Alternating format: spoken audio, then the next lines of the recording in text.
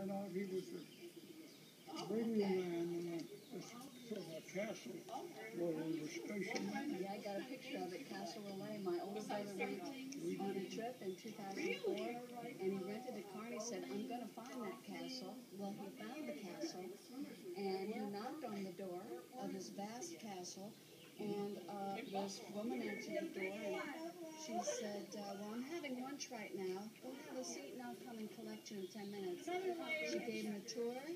And do you know, he said, well, you know, ma'am, I understand my father was radio man here in headquarters. And she said, I remember that young fellow. He was a nice young guy. And he kept talking to somebody named Roger. Yeah. Because he was saying, Roger in, Roger out. Yeah, right next to the part of a wall of a castle, I call it a castle, there was a wooden woodshed where they kept little blocks of wood to burn in their stove upstairs. The lady of the house then, the military moved them upstairs, and there was two young girls, one about that high, and every day they would come and they would rap on the floor with a wooden shed. And we had our radio in there. And they come in, they're very polite little girls. They all had long aprons, and one would fill the other's apron up with these little chunks of wood to carry up the stairs of the castle. I guess they used some of the cooks still wood, and others keep it warm. And I never knew that Roger Thorpe was there. What was he like? Do you remember his first Yes, name? I got pictures of him. Oh, I can't wait to see them. Nice looking fellow, tall. Yeah, Tall. he was 6'1", Yeah. blonde, blue-eyed. Yes, he was. He actually he didn't speak much about his war experience, but, you know, growing up with Dad, he did mention a couple of things that came to my mind when I started publishing the letters. And one of which he said, you know, at one point when they had some German prisoners, he had taken the shirt off and had the white undershirt. And I guess they used to roll them up and put their cigarettes in there.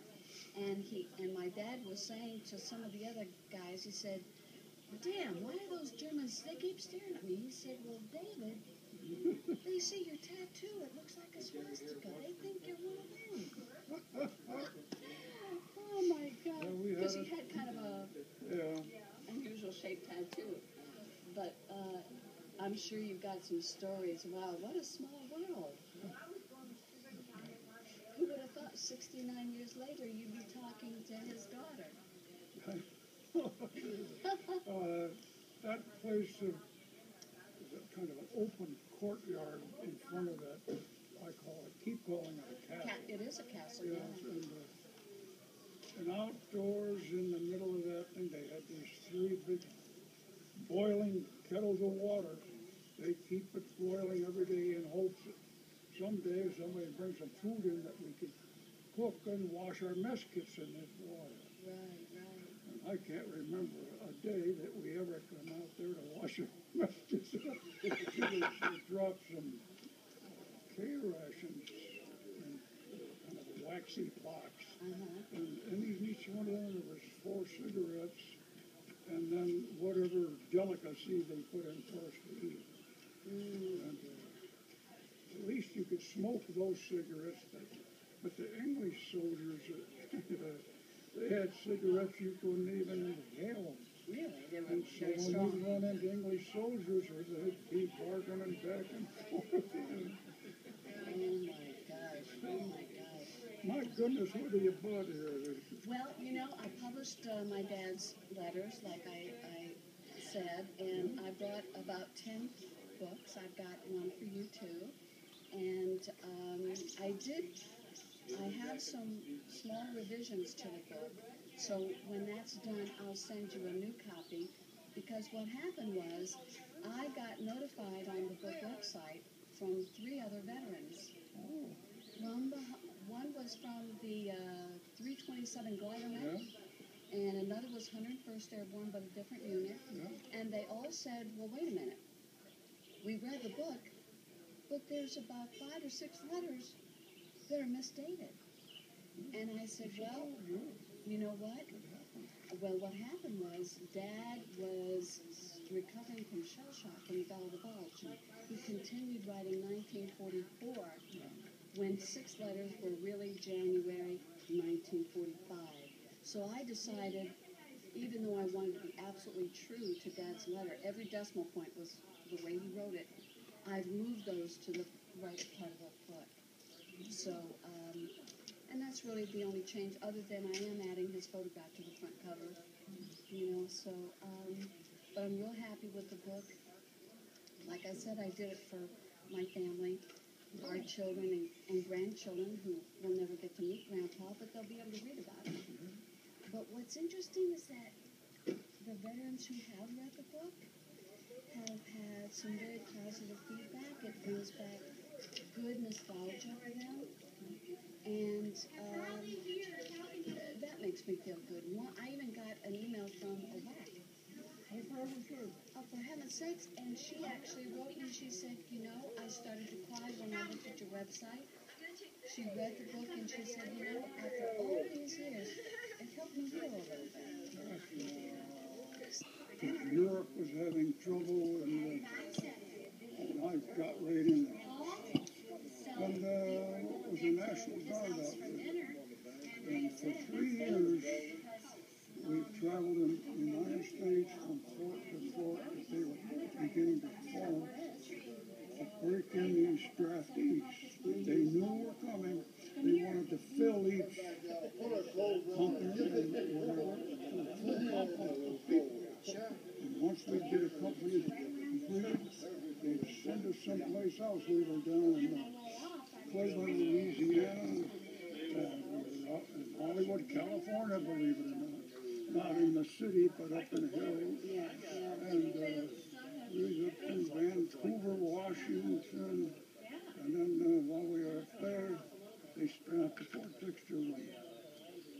Oh, for heaven's sakes, one down in Georgia. Okay. Fort Benning, Georgia? Yeah, where they were training paratroops down there. Yeah. And they had these towers built that the guys jumped out. Dad writes letters about that, how he used to jump, when he jumped from the 250-foot tower. Yeah. He said some of the guys were scared, but he said, I'm crazy enough to try anything once. And they married me. Well, I see you got your patch on, your Airborne patch. well, yeah, and another thing, it was $50 extra a month. And when you were an infantryman, you're only getting $1 a day. That's a lot It of didn't money. take me too long to figure, now the minute I hit England, I'm signing up for that. So I took my parachute training in England. And that's where I ran into Mr. Tharp. Well, I remember my dad saying that he joined the paratroopers initially because of that extra $50 pay a month. Oh, you're darn right. Because he needed it to send it home to his father, who had 5 other siblings to care for. And then in January '43, right at the beginning of Dad's time in the service, he happened to be home on leave when his father passed away. And then his grandmother took in the 5 siblings. So Dad sent his pay home to her every month to take care of us. He was a wonderful brother. Great dad, too. He's a very soft-spoken man. And, you know, I love hearing that because you're the 3rd or 4th person who has said that. So it must be. And we had some rough and tough ones that lived in the barracks in England before the invasion and that. There were some mean ones. Some of them wound up in the guardhouses because they'd be off on a toot somewhere, you know. Wow. Wouldn't show up for days. Oh, my goodness. But there were some tough cookies. And in them days, I guess that's what you needed, some of those and some of these. And you needed the mix. The mix. Yeah, just a handful of memories when I was, because I had to type the letters into a manuscript because some of them are falling apart actually. And I remember Dad, when I was little, saying, I don't believe in God. If there was a God, he wouldn't have let all those men die. Thousands. Yeah. So he had a tough time of it, I'm sure, like all of you Sure did. does. And it would surface here and there. It would come out in me maybe 2 or 3 years later, and something would happen to Harle break down or something like that. Oh, I'd go into a chair, and it's like, for a day or two, my wife wasn't even able to move it. Yeah, my dad had quite a temper, and I'm told that he didn't start out that No, way. he didn't. Yeah, she sent me a And temper. as the years went by, I kind of mellowed out. Yeah. Now I'm in my 90s, and I'm living all right. I feel good. My legs are shot. Well, you look great. I had some email communication with your daughter, Bonnie, Yeah. and she said, wait till you see my dad. He's in great shape, and he's sharp as a tack. You'll see. That's the nicest daughter I got. That's the only daughter I got. She'd do anything for us, you know. Oh, that's If wonderful. we got down on our luck, she'd lend us money. And when we got so we were going to these church suppers and things, so we get one meal a day, a good meal would be there. And she wouldn't hear of that. So every week she would shop for us on her own. She'd show up with 2 big bags of groceries in them. So she knows what family's all about. Oh, yes, she does. That's what it's supposed to be. That's what it's supposed to be. I had a good family. My oldest boy, he's in Vietnam. He's got a Purple Heart there. And my youngest boy was in the Navy. And my dad was a corporal in the First World War. Wow. And I have a picture of him at home. And That's so I had them fabulous. all lined up there on the wall, the pictures, you know. Well, you mentioned your son served in Vietnam. Now, where does he live? Does he live close by you? He is next door to me. Oh. I bought this property 40 years ago, and it was all forest, but it was young trees. It was meant to be a Christmas tree farm. So I bought the whole bunch. I built my house first, and we built his house just up the hill second, and then my other son around the corner. Oh, that's great. He built a house down there, so all 3 of us there right in that ring. But my daughter, she lives 15, 18 miles away. Okay, well, She still, loves she's it, close. and she loves it out there. For a while she had horses and things like that. Well, down the road, if your son's open to it, I'd love to meet